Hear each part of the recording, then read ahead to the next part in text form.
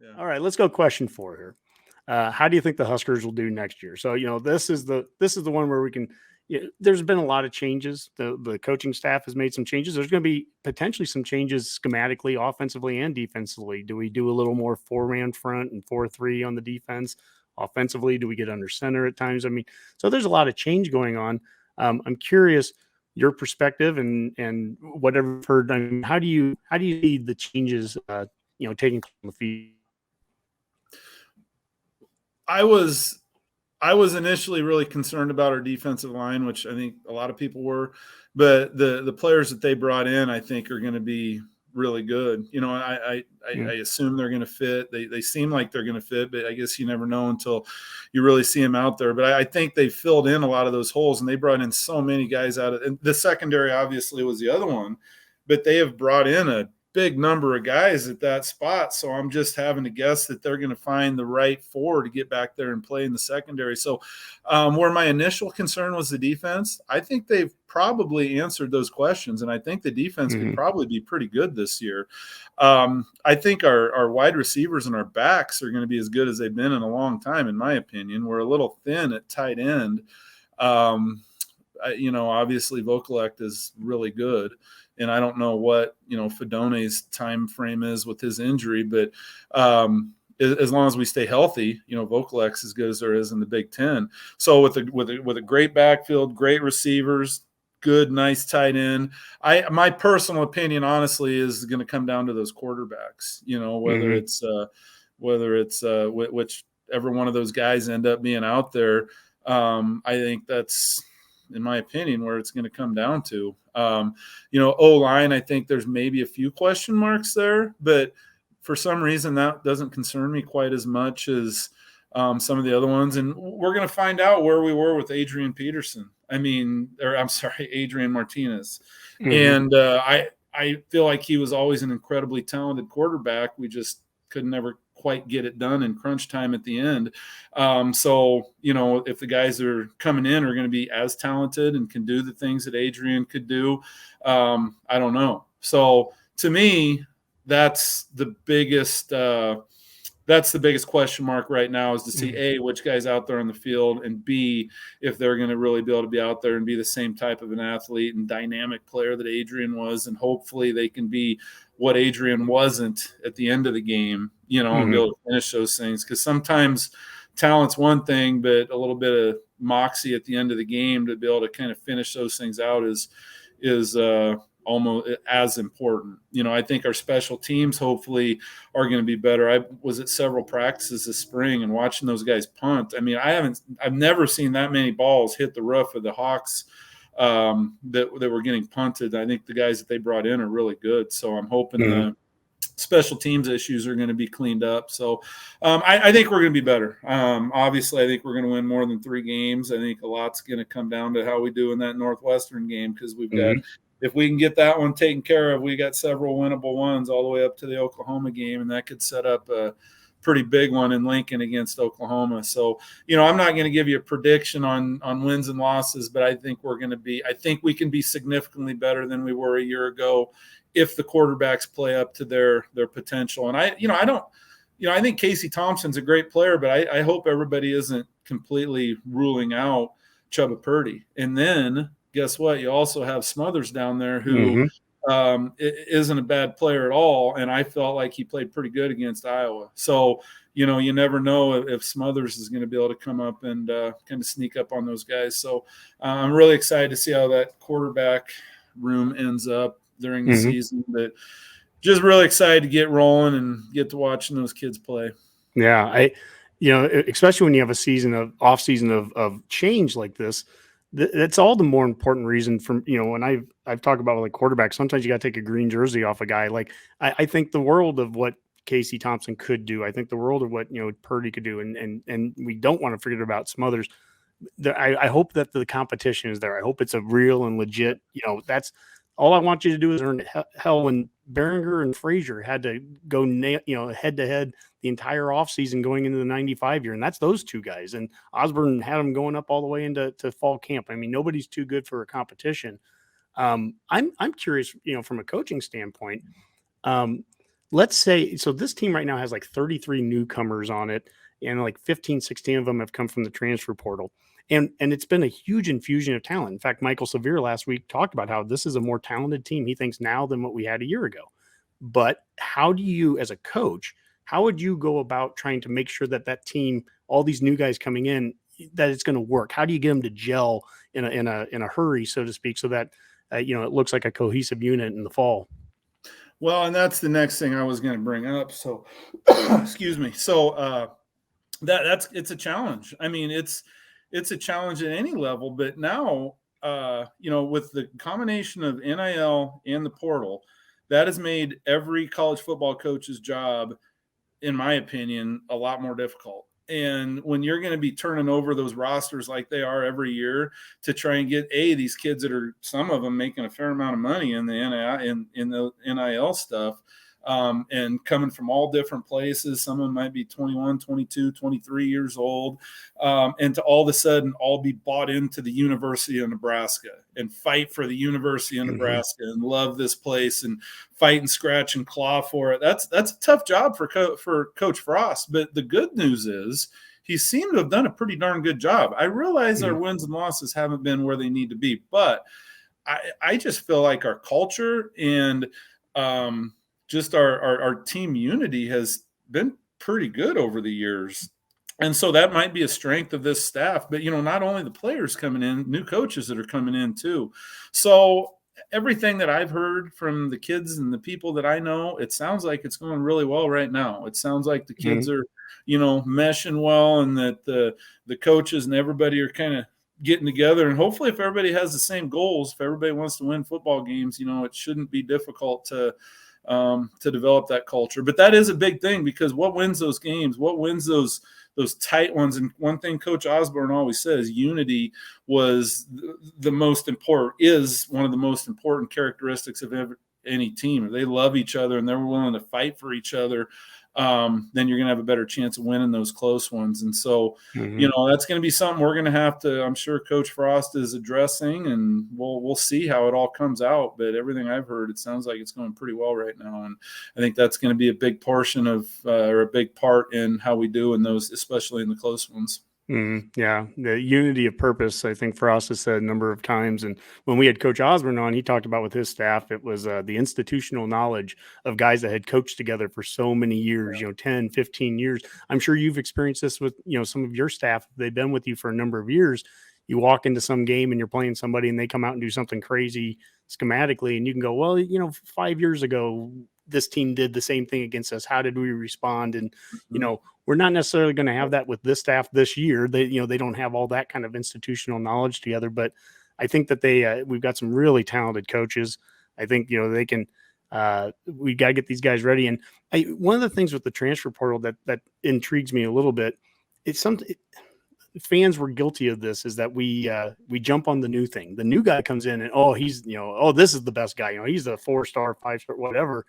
And I think about a kid like Garrett, who's been grinding through the program now, and if some guy comes in the transfer portal into the same spot that Garrett's at, I'm not sitting there thinking, well, Garrett just, here, take the spot. It's yours. You came through the portal. I mean, hell no, man. Garrett's going to fight like crazy for that spot. And we created a couple depth charts, put them out on YouTube. It was just a talking piece, kind of spitballing some names. And I put Purdy down as the number 2 quarterback, and somebody called us out on Twitter about, well, what about Smothers? And I'm like, absolutely. Smothers absolutely could be number 2.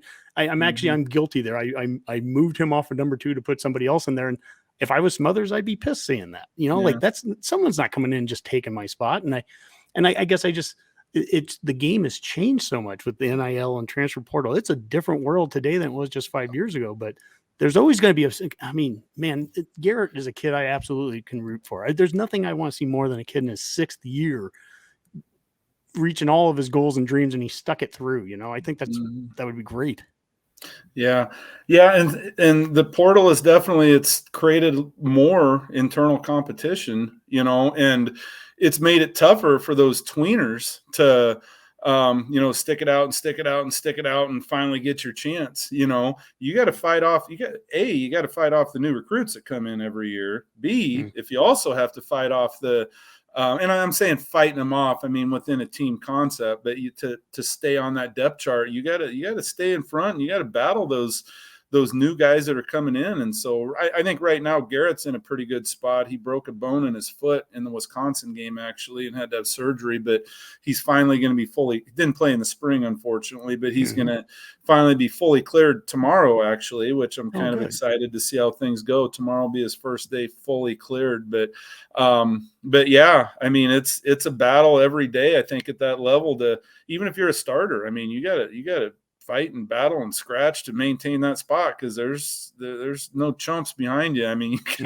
you got some legit athletes that are sneaking up on you on your heels if you're not coming to play every day. So, but the portal definitely, I mean, you got to stay on your toes and you got to keep working every day, because if not, they're going to bring another guy in. So we'll see where Garrett ends up this year. I know he's always been a real smart player and a tough player, and he's managed to kind of stick in that top two, or top two on the depth chart. So, but we'll see how things go for him. I know he'll play his tail off. That's one thing I do know, because he's about as tough a kid as I know, and about as smart a football player as I know. So it'll be exciting to see how things pan out. Do you I mean, does he talk at all if you get in the scheme? I mean, I've heard there's some 3-man front. They'd want to do some 4-man front. How that moves him around if he was a 4-3 linebacker versus a 3-4. Is there a spot you think he fits in best, or he's adaptable, or what would you say? I mean, basically they got 3 linebacker spots. I think he can play. He won't play the nickel position, but I think he can play either one of the other 2. And that's kind of what makes him a little bit more valuable, is he's kind of got both of those positions down, because I love talking to him about their defense, because he can, he teaches me a lot about what they do, and it just shocks me how complex and difficult it really is.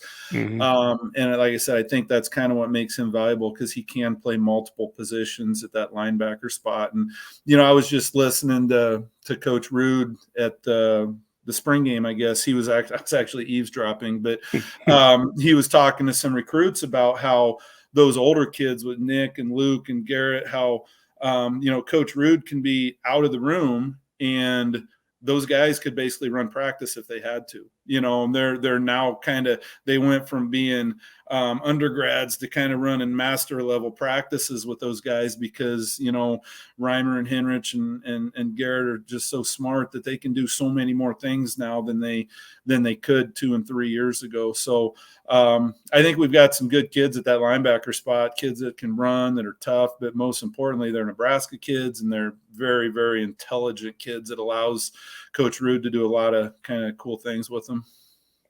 That's going to be fun to watch. I think there's a lot of talent out there, but I love some of the newcomers that are coming in, but man, in-state kids and kids that have been in the program for 3, 4, 5 years, those are going to be your leaders.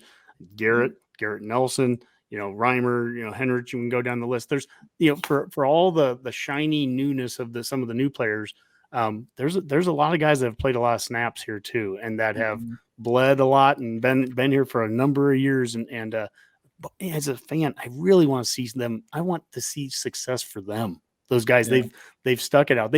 I'm sure they could have, looked at the portal too if they wanted to. I mean, it's open to everybody. There's thousands of kids that jump in it, but those kids that stick it out. And we've talked to so many former players now, Damon Benning, and some guys that everyone talks about. Even back in the great days, players, there was always a moment where everyone said they wanted to quit at some time. It's hard. And if you make it too easy for people to quit, sometimes I think they lose something there. You stick it out. One more year, whatever that is, you get. That's where real growth comes from, and growth is hard. And sometimes I think guys are trying to take the easy way out. And I love to see the guys that are just banging and sticking with it. And that's another thing about being a parent, is you get to know the kids, the players, and you kind of see the struggles that they go through, and it means a lot to all of them. But to those Nebraska kids, and not only Nebraska kids, but kids that have been around for a while, fourth, fifth, sixth year, watching those guys come out, because we're every game we're down there and we're waiting for the players to come out, and watching them walk out of that tunnel on some of those games, those really just rough, brutal losses. It's hard. I mean, those kids, they want it so bad. I mean, especially those Nebraska kids that have been around, and I mean, they just want it so bad. And I want it for me as just a silly Nebraska fan, but getting to know those kids and having relationships with them. I mean, I want it so badly for them, for Nick Henrich. What an awesome kid. Garrett Nelson. I mean, awesome kids who I'm great friends with their families. I mean, I just want it so much for those boys to be able to experience what, powerhouse Nebraska football, being a big time national level contender, what that actually feels like. And for them to be the guys to get it back to that position, to see, the frustration in my own son every time, after a lot of these games. I want so badly for him to be able to experience those things that I saw on TV when I was young. I want Garrett so badly to be a part of that, and so, I want it for all Nebraska, but I really, really want it for those boys, because they put everything into that. I mean, the amount of time and sweat and blood and everything that they put into that is just incredible. And I want success for them so bad. And the coaches, Coach Frost. I mean, I've known Coach Frost for a long time. He's one of the best men that I know, one of the most humble men that I know. And I don't know if there's anyone who wants it more than him. I mean, literally in this state, who wants it more than him. And I want it badly for him too, because I just hurt for him, on some of those press conferences after those games. And so, all those guys, those coaches are such great men. I respect those guys so much. I just, want so badly for it to get turned around. And I know it will. Like I said, I'm the eternal optimist, and I know they got a plan, and I know they're going to get it rolling. And I'm excited to see the season. I wish I could go to Ireland with my wife. I'm going to stay home, and that's all right. I'll be home coaching Dalton against Lexington, so that'll be fun too. But I'm really excited to come home and lock my doors and keep everybody out of my house and watch that game in my basement with Dalton.